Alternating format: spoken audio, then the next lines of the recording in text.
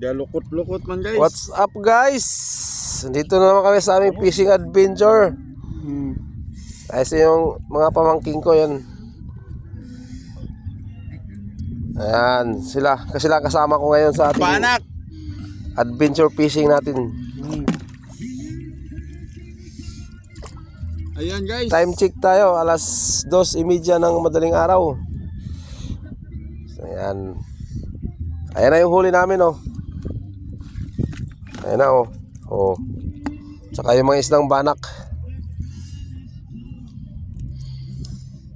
Shout out nga pala sa ating mga OFW dyan. Saan saang sulok sa buong